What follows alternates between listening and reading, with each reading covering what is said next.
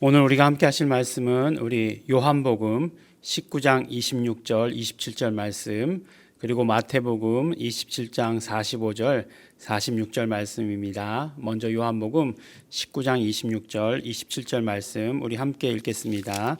예수께서 그 모친과 사랑하는 제자가 곁에 섰는 것을 보시고 그 모친께 말씀하시되 여자여 보소서 아들이니이다 하시고 또 그 제자에게 이르시되 보라 내 어머니라 하신대 그때부터 그 제자가 자기 집에 모시니라.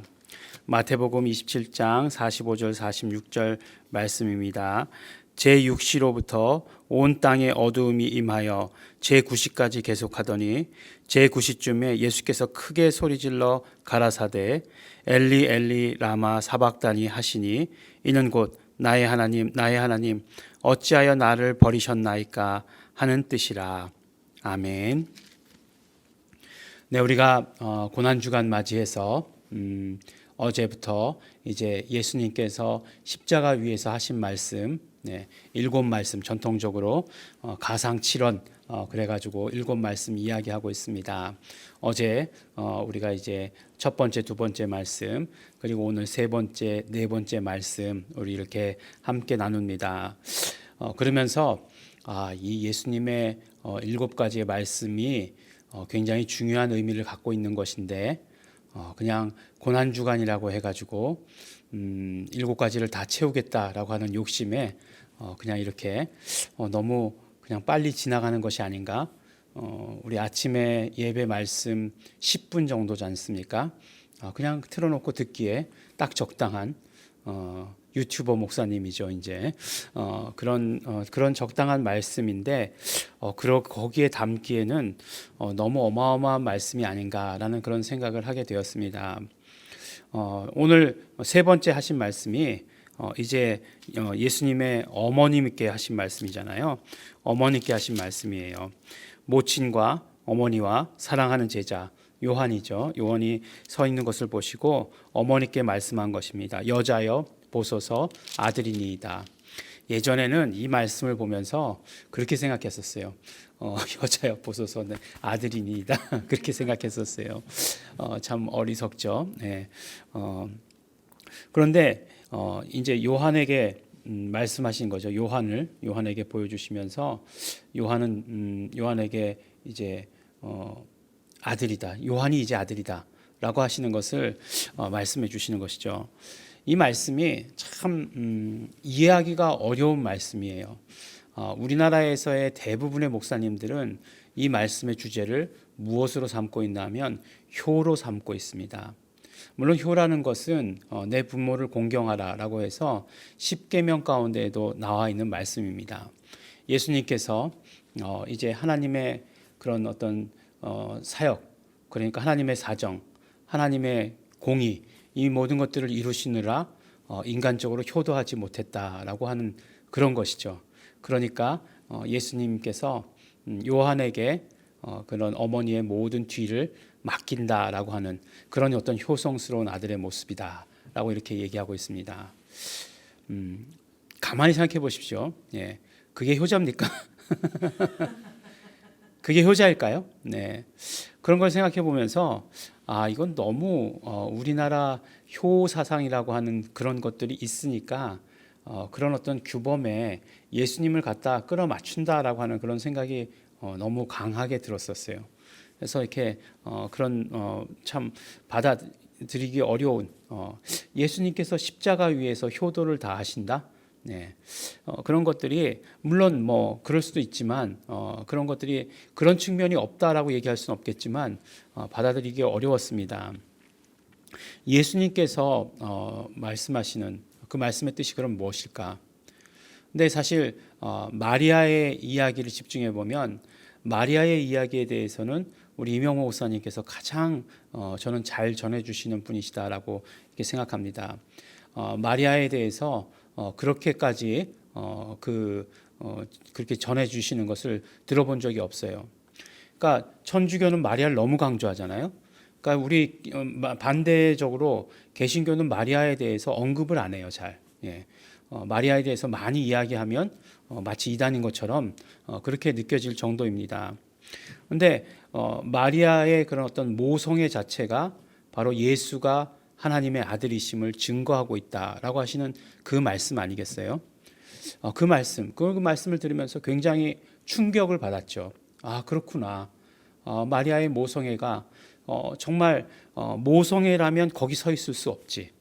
모성애라면 거기 서 있기 이전에 예수를 십자가에 죽게 하는 데에 내보낼 수 없지라고 하는 그런 어떤 깨달음 같은 것들이 우리의 마음을 아주 너무너무 강타했었습니다.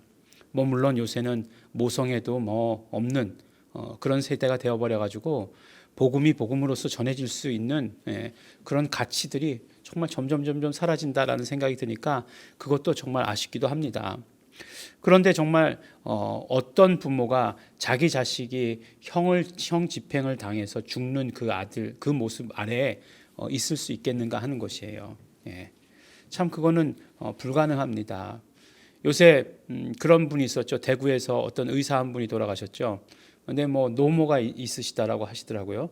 근데 그렇게 돌아가신 분의 노모에게 아들의 죽음을 알리지 못한다고 하더라고요. 우리 그렇게 이야기하면 이게 무슨 얘기인지 다 이해를 해요. 그것이 부모의 마음이고 그것이 모성애잖아요. 어떤 부모가 어떤 어머니가 아들을 죽음에 내모는 그런 어머니가 어디 있겠습니까? 만약에 어떤 뭐 정말 바늘끝 하나라도 그런 어떤 여지가 있다라고 한다면 그것을 이용하시고 싶으신 거겠죠. 하지만 마리아가 거기 서 있을 수 있었던 것은 마리아의 믿음, 마리아의 경험, 마리아의 정말 그 모성애를 통한 예수 그리스도의 증거가 아니면 설명이 불가능한 그런 것입니다. 정말 마리아에 대해서 이런 큰 가르침을 우리에게 깨달음을 주셨죠. 근데 그거를 정말 감동 있게 전할 수가 없어요. 저는 보니까 왜 그런가 생각해 봤더니 남자잖아요. 남자는 모성애가 있진 않잖아요. 그런 어떤 모성애를 가진 모습으로 증거하면 참 멋있게 증거할 수 있겠다라는 생각을 하지만 아무리 멋있게 포장을 하려고 해도 그것은 잘 되지 않는 것 같아요. 어쨌든지 간에 바로 마리아는 정말 인간으로서 예수가 하나님의 아들이신 것을 증거하는 경험을 가지고 있는 거의 유일한 사람이죠. 인간으로서 경험을 가지고 있는 유일한 사람이라고 하는 것이에요. 그 유일한 사람이 예수님의 십자가 밑에 서 있습니다. 그때 예수님께서 말씀하신 것이죠. 보소서 정말 그의 가장 사랑하는 제자라고 이렇게 표현하고 있어요. 요한이라고 하는 표현이 없죠. 사랑하는 제자다라고 얘기하고 있잖아요. 그러니까 어머니와 제자를 연결시켜 주시고 계시다라고 하는 것, 그것이 어떤 의미일까라는 생각을 해보게 되었어요. 그것이 어떤 의미일까? 바로 그런 것 아닐까요? 물론 정말 이제 뭐 과부였을 것이다라고 생각해요. 왜냐하면 요셉도 일찍 죽었을 것이다라고 이렇게 생각을 하고 있어요. 그러니까 과부가 되신 어머니를 요셉에게 맡기는 효성이다라고 하는 것보다 정말 그 증인이잖아요. 증인을 제자에게 인계한다. 그것이 어떤 의미일까라고 하는 것. 그러니까 예수가 그리스도시다, 예수가 하나님의 아들이시다라고 하시는 그 증거가 바로 그 제자들에게 이어지는 그런 어떤 인간으로서 유일한 경험을 가지신 그 경험이 제자들에게 연결되는 그런 것이다라고 이렇게 봐야 되지 않을까라는 그런 생각을 하고 그런 깨달음을 얻게 되었습니다.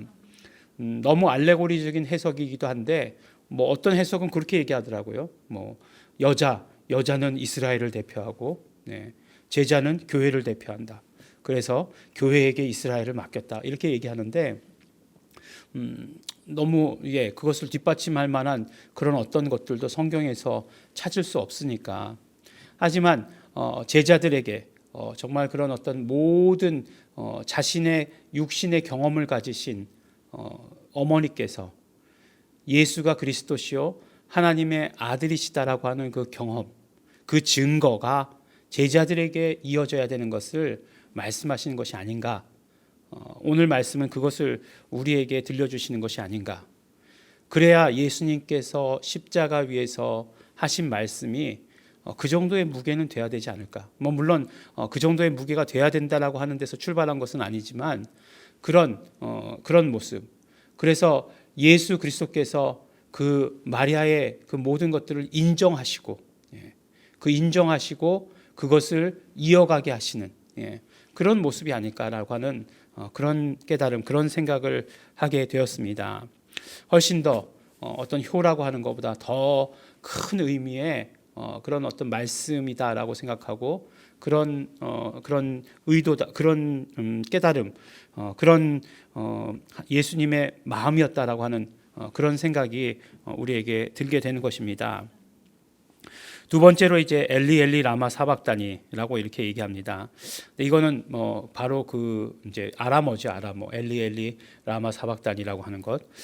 나의 하나님, 나의 하나님, 어찌하여 나를 버리셨나이까, 버리셨습니까?라고 하는 그 한국말로 해석하면 그렇게 해석되는 말입니다. 근데 이 말씀도 보면 예수님도 이런 뭐 고통스러운 모습이었다, 인간적인 모습이었다, 이제 그렇게 얘기하는 사람은 아무도 없습니다.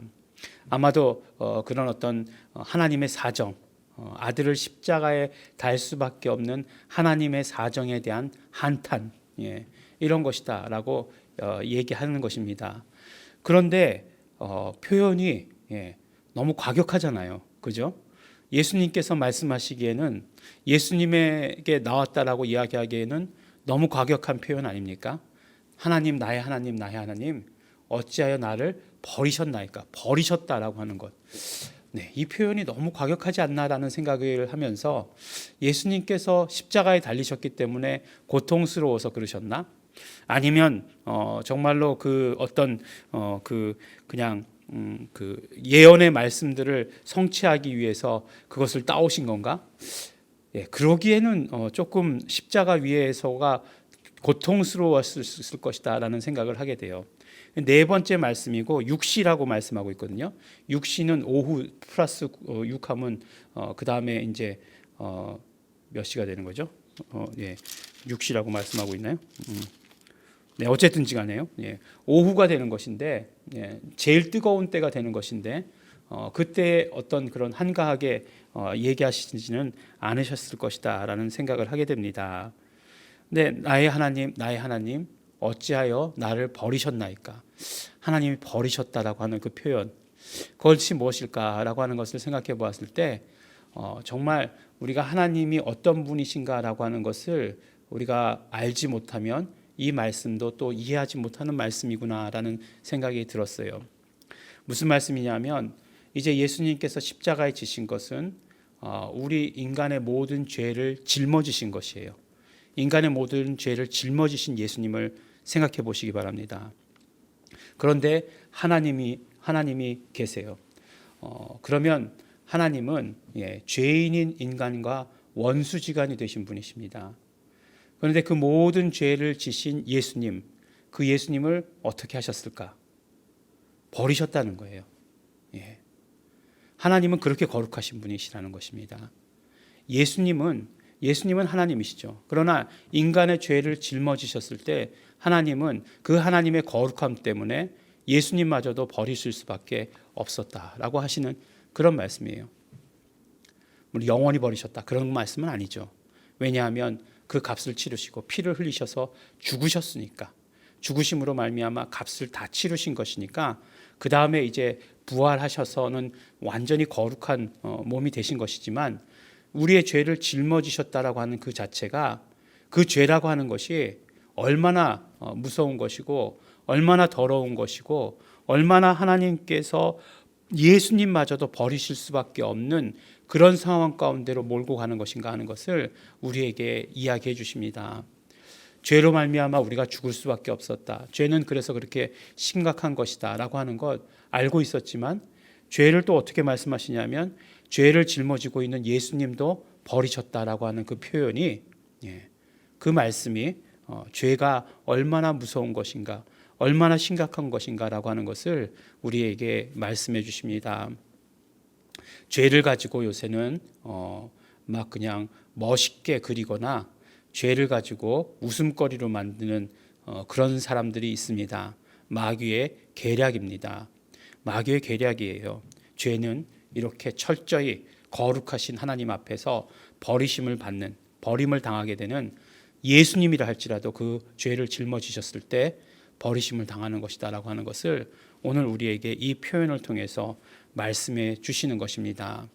예수님께서 십자가에서 하신 그 한마디 한마디가 얼마나 우리에게 중요하고, 우리가 정말 단순히 이 고난 주간에만 생각해 보기에는 너무나 안타까운, 우리의 매일매일의 삶 가운데서 생각하고 생각해야 되는 그 말씀인 것을 오늘 깨닫게 되는 것입니다.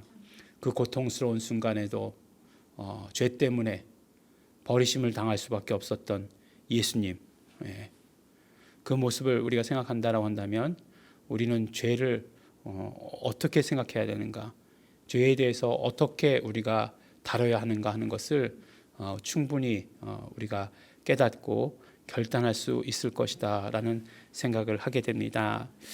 오늘 말씀을 보면서 우리 세 번째 말씀, 정말 그 복음을, 예수 그리스도를 증거하시는 그 증언을 교회에 맡기시면서, 제자들에게 맡기시면서 계속해서 그것이 퍼져나가기를 원하시는 예수님의 그 뜻, 예수님의 그 소원, 그리고 또한 죄가 이렇게 무서운 것이다라고 하는 것, 그 죄값을 치르기 위해서 십자가의 길을 걸어가신 예수님의 그 모습, 하나님마저도 버리실 수밖에 없는 그 죄를 짊어지고 가시면서 대신 값을 치러주신 예수님의 그 공로, 우리 예수님에 대해서 어떻게 얘기해야 될까요? 예수님 사랑합니다. 그냥 너무 부족하다라는 생각이 드는 것 같은 그런 생각이 들어요. 뭐 예수님 화이팅? 더 웃길 것 같아요. 날마다 우리 예수님의 피를 의지합니다. 그만큼 우리에게 어떤 대가를 기대하지 않으시고 값을 치러주신 예수님, 감사합니다. 우리 예수님에 대해서 우리 그렇게 고백하는 우리 모든 성도 여러분들이 되시길 바랍니다.